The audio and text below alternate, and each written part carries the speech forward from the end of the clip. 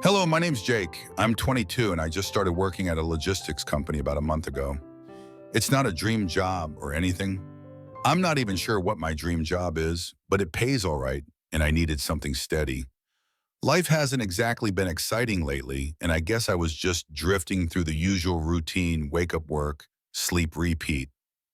When I first walked into that office, I didn't expect much. Same fluorescent lights, same tight deadlines, same tired faces. But within the first week, I met a guy named Sam. He was 25, a few years older than me, with this natural charm that made him instantly likable, the kind of guy who makes friends without trying. While most people just nodded or kept things professional, Sam cracked jokes, shared memes, and actually asked how your day was going and waited for the answer. We started having lunch together in the break room. Nothing major, just sandwiches and stupid conversations about movies, people watching, and guessing which coworker was secretly dating who. Over time, he felt more like a friend than just a colleague. I didn't even notice how quickly that happened, maybe because I needed that kind of energy in my life. One Thursday afternoon, we were stuck working overtime, filling out shipment reports that made my brain want to melt. Sam leaned over with this mischievous look in his eyes and said, "Dude, you ever had real lasagna? Like handmade, no frozen nonsense." I chuckled. I mean, cafeteria lasagna doesn't count, right? He laughed. Then no, you've never had it. Listen, tomorrow night, come over to my place. My mom makes it from scratch, like old school Italian style. It's insane. It sounded casual, but I could tell it meant something to him, inviting someone into your home, into that part of your life. It's more than just dinner. So Friday night rolls around. I grab a bottle of red wine on the way, something cheap but decent enough to not look like a total idiot. I drive through a quiet, tree-lined neighborhood I didn't even know existed. Big houses, well-kept lawns, that kind of peaceful suburban calm that makes you feel like you're intruding just by breathing too loud. I pull up to his place, 2 stories warm, porch light glowing, and Sam opens the door before I can even knock. Right on time, he says, clapping me on the back like we've known each other forever. "Come in, man. Seriously, you're going to love this." Inside, it smelled like garlic and roasted cheese comfort.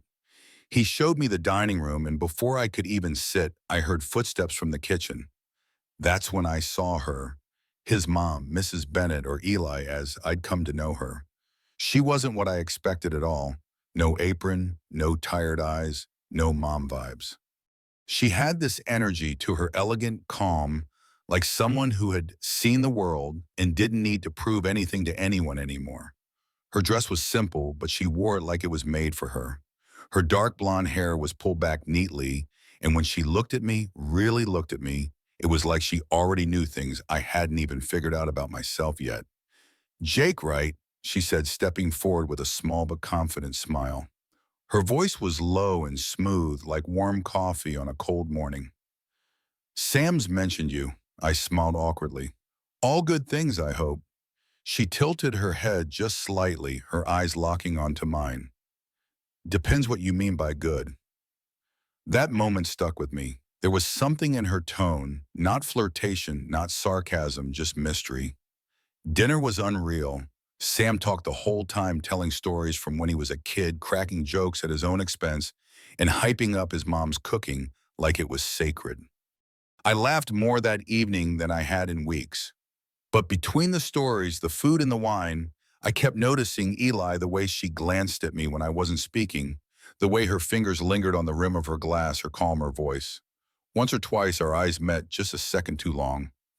After dinner, we moved to the living room. Sam put on some old action movie and promptly fell asleep halfway through, curled up under a blanket like he was 10 years old again. I stayed seated on the other side of the couch, unsure whether I should sneak out or wait. Eventually, I stood up to leave. Eli walked me to the door. She didn't say much at first, just opened it gently, the cool night air spilling in. Then she looked at me, her expression unreadable. "You're welcome here any time, Jake," she said softly. I nodded, said, "Thanks," and stepped out onto the porch. But the way she said it, it echoed in my mind the entire drive home. That night, lying in bed, staring at the ceiling, I couldn't stop thinking about her, about the quiet confidence in her voice, the way she carried herself, the look in her eyes. Something had changed. I didn't know what yet, but I knew it wasn't nothing. The following week at work felt off, not in a bad way, just different. I couldn't focus the same. My mind kept drifting back to Friday night, to Eli, to her voice, her eyes, the quiet intensity of her presence, and the way she said, "You're welcome here anytime," like it wasn't just about dinner. Sam and I still had lunch together like usual, laughing over stupid stuff, but I found myself studying his face more, watching for any sign that he knew something. Of course he didn't. Why would he? Nothing had happened. Not really. But something in me had shifted, and I couldn't pretend otherwise. By Wednesday, I couldn't help myself. I texted him casually, "Hey, if your mom's making that lasagna again, I'd kill for another invite." Ha ha. He replied, "She's making pot roast this weekend. You and I was." Saturday rolled around. I showed up with dessert, this time a box of those overpriced bakery cookies. Eli answered the door herself. She wore jeans and a soft gray sweater, and somehow that hit harder than the dress from last week. It made her feel real, like someone I could sit next to on a quiet morning, drinking coffee, sharing silence. She smiled. "Jake, you brought sweets. Smart man." I shrugged, trying to earn my spot at the table. She looked at me for a moment longer than needed, then stepped aside. "You've already got it." Dinner was warm, familiar, but underneath it all, the same energy buzzed between us. When she poured wine, our fingers touched. She didn't pull away fast, and neither did I. When Sam stepped out to take a phone call, we were left alone for a few minutes in the kitchen. I helped her rinse dishes. Not a word was said for a moment, just the sound of water and soft clings of plates. Then she looked up at me and asked quietly, "You okay?" I nodded. "Yeah, I don't know. You have a peaceful house." She smiled, but it was sad somehow. It wasn't always this peaceful. I didn't ask for details. I didn't have to. I could see it in her eyes, the weight of years of loss, of holding a family together alone. I felt something tighten in my chest, not pity, respect, maybe something more. Later that evening, Sam passed out early again, something about drinking too much at a buddy's place the night before. Eli and I ended up on the back porch sipping wine under the patio lights. The night was cool, quiet, and unreal. She leaned back, her legs crossed, swirling her glass gently. "You're different, Jake. Most of Sam's friends talk too loud and stay on their phones." I smiled. "I guess I'm boring then." "No," she said, looking at me. "You listen. That's rare." There was a silence, not awkward, just heavy with something unspoken. I wanted to say something, anything, but the moment felt too fragile to touch. Instead, I just looked at her. She looked back, and in that stillness, I felt it, the pull. I stood up after a while, not wanting to ruin the moment, but needing to leave before I said or did something I couldn't take back. She walked me to the door again, and just like last time, paused before I stepped outside. "I'm glad you came," she said. This time I didn't say thank you. I just nodded, holding her gaze longer than I probably should have. And when I left, I knew something was happening, something real. After that night on the porch, nothing felt the same. Not the office, not the small talk with Sam, not even my own apartment. It was like something inside me had been set in motion, slow and silent, but now it couldn't be ignored. I'd cross paths with Sam in the hallway and feel this pit in my stomach. He was still the same joking, easygoing, offering half of his sandwich at lunch, but I wasn't. I had changed because every time he said, "My mom made this," or mentioned something she did, all I could think about was the way she looked at me under those patio lights. The sound of her voice when she said, "You're welcome here, anytime."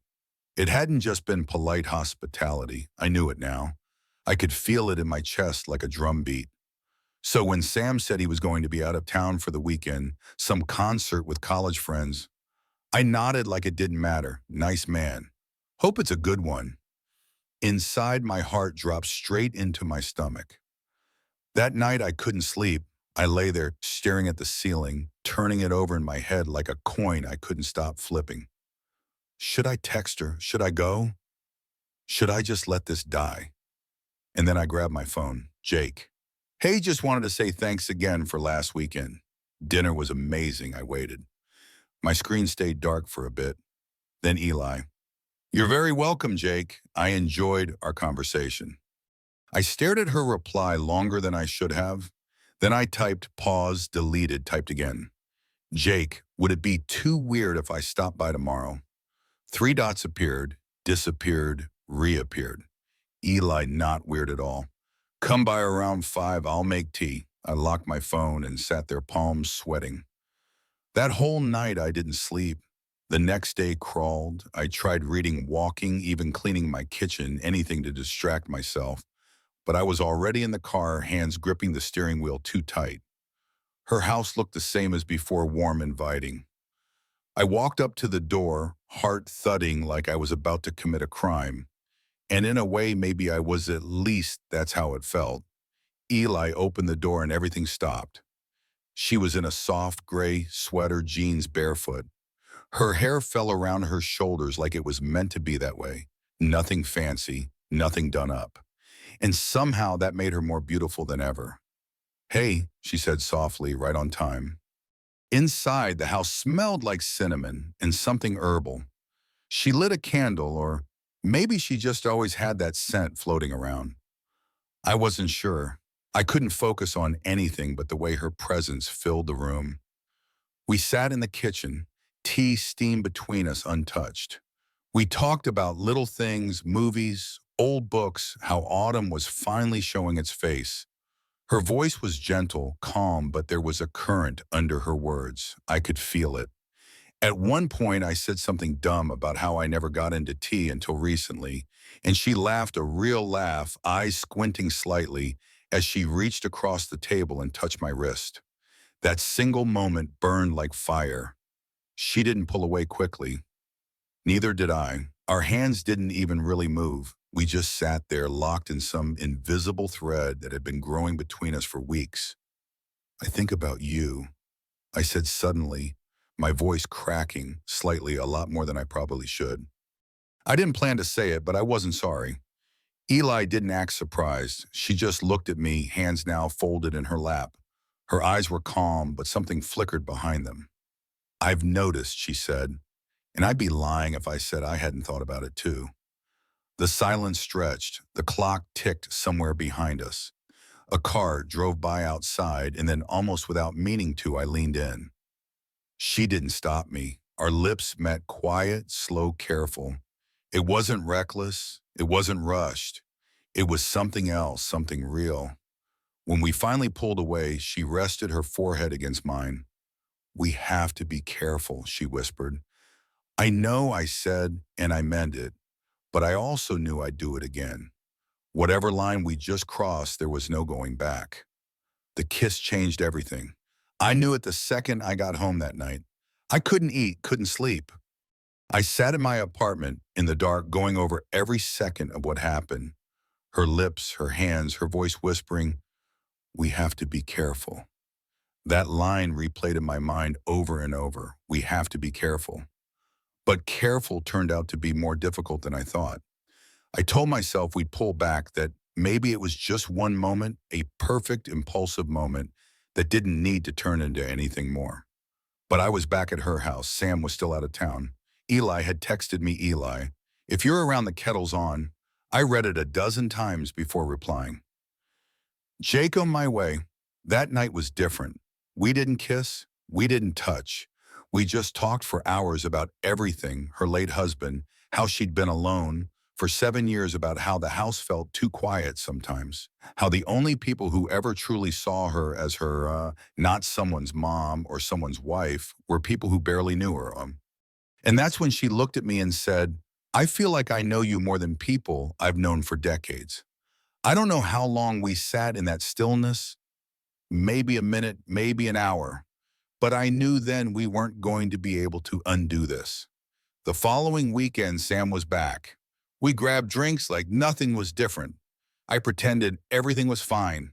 I laughed, I joked, I high-fived him when his favorite team scored, but something in me was off balance.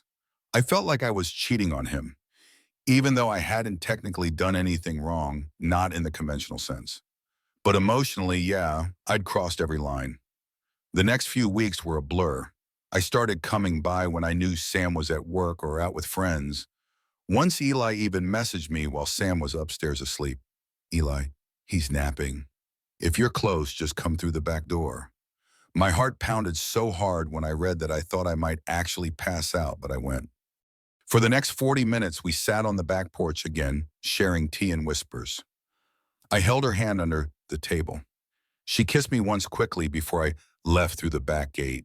It was intoxicating, like living a double life, but not the glamorous kind, the fragile, shaky kind where one wrong step could break everything. And then everything nearly did.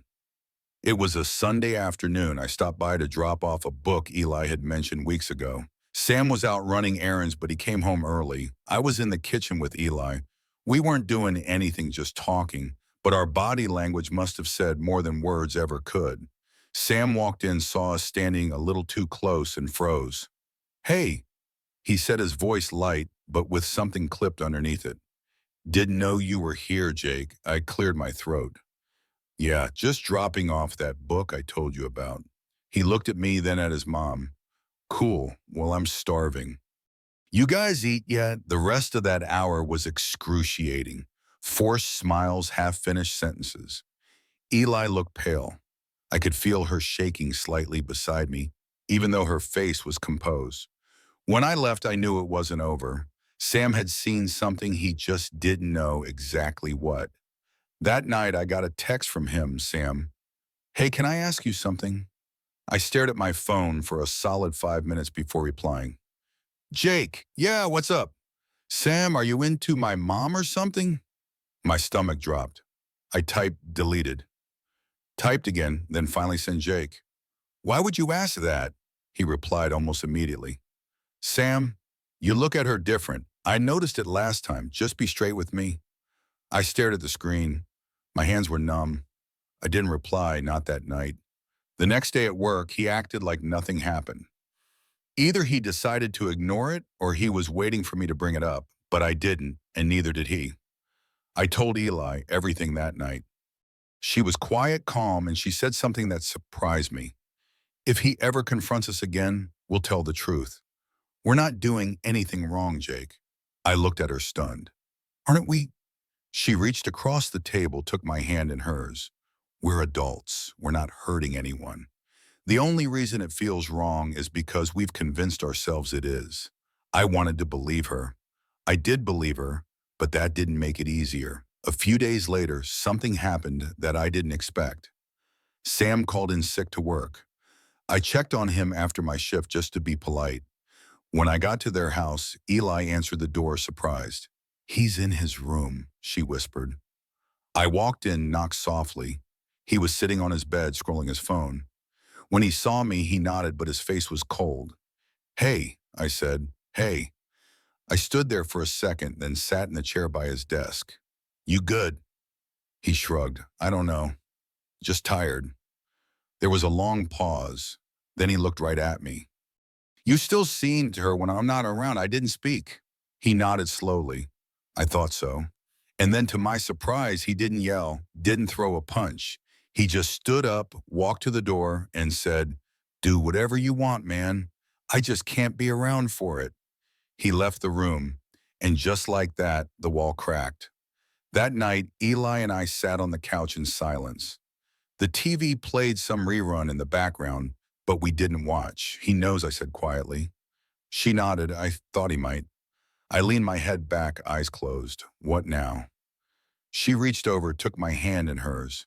We moved forward slowly, carefully, but we don't stop. And I believed her because in her presence, everything still felt right. Complicated, messy, but real. And I wasn't ready to let go. A week passed, then two. I didn't hear from Sam. He didn't show up to work. His desk stayed empty. His emails auto-replied with out of office. I texted him once, you all right? And got nothing back. Not even the 3 dots that tell you someone's typing, just silence. At first, I told myself he just needed time. But the longer it went on, the heavier it got. I knew I owed him more than a text, but I also knew that if I saw him face to face, I'd have to look him in the eye and accept exactly what I'd done. And maybe I wasn't ready for that. Eli and I kept seeing each other not every day, but enough a quiet dinner on Wednesday coffee early Saturday morning before her yoga class, a long walk through a park on the other side of town where no one knew us. We never labeled it.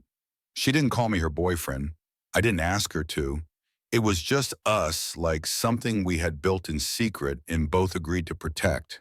It wasn't flashy or passionate in the way people imagine taboo romances are. It was slower, softer, real, but the guilt didn't go away. I remember one night we were sitting on the floor of her living room, a vinyl record playing softly in the background. She leaned her head on my shoulder, eyes half closed, and whispered, "Do you ever wish we'd met another way?" I didn't answer at first, just held her hand tighter. Then I said, "No, I just wish it didn't have to cost us so much." That was the truth. I didn't regret her, but I hated what it had done to Sam. The confrontation came a few days later. I was leaving Eli's house, nothing unusual. We hadn't done anything wrong that night, just dinner, soft conversation, the kind of connection that grows in the quiet. I stepped outside, walked down the path to my car, and Sam was there leaning against the passenger side door, hoodie up, arms crossed. My heart dropped into my stomach. We locked eyes. He didn't speak, not for a solid 10 seconds. Then quietly, "You really didn't stop, huh?" I opened my mouth to say something, but what? That it wasn't what he thought, that it was more than he thought, that I was sorry, that I wasn't. He beat me to it. "Look," he said, "I don't need an explanation anymore. I've spent the last couple weeks trying to figure out whether I was more pissed at you or at her. And you know what? I'm done trying." I stepped closer. "Sam." He held up a hand. "Just let me finish." I stopped. He took a breath. "I'm not going to lie, it messed me up seeing you two like that. The fact that you didn't say anything, that you let it happen behind my back. That'll take time to swallow, but here's what I've realized. She's not just my mom. She's a woman who's been alone for years, who deserves to be seen and loved and touched." His voice cracked slightly. He paused, collected himself. "If that person's you, then so be it." I just stared at him. I didn't expect that. Not the calm, not the clarity. Then he looked down, kicked at a rock on the pavement. "But don't expect me to be around, man, not for now. Maybe not ever. It's not hate. I can't be the guy who watches this happen." He turned and started walking. Before he got too far, I said quietly, "I didn't mean for this to happen." He stopped, looked over his shoulder. "No one ever does." And then he was gone. That was the last time I saw him. Eli watched the whole thing from the front window. She didn't say anything when I came back inside. She just walked up to me, slowly wrapped her arms around me, and held on. That night, she didn't ask me to leave. I didn't want to. Months passed, seasons changed, people stopped asking questions. We didn't go public, not really, but we didn't hide in shadows either. I stopped coming over when Sam might be around. She stopped checking over her shoulder at the grocery store. We just lived. I moved out of my apartment, got a place closer to her, but not in the same house. We needed space. We needed to do this right. And somehow, through all the quiet chaos, we grew stronger. I met her friends not as Sam's friend, but as Jake, just Jake. She introduced me, carefully, slowly, but with pride. We'd cook dinner together, watch documentaries, argue about music plan, weekend getaways, where we could be ourselves fully. It wasn't perfect. It wasn't easy, but it was real. The last time I thought about walking away was the night she told me about a dream she had, one where she was standing alone in the field, and I just walked up, took her hand, and said, "You waited long enough." She told it like it was nothing, just a dream, but I couldn't stop thinking about it. And that's when I knew I wasn't going anywhere. It's been a year now. People still raise eyebrows sometimes when they figure out the connection, when they do the math. But we don't owe anyone anything.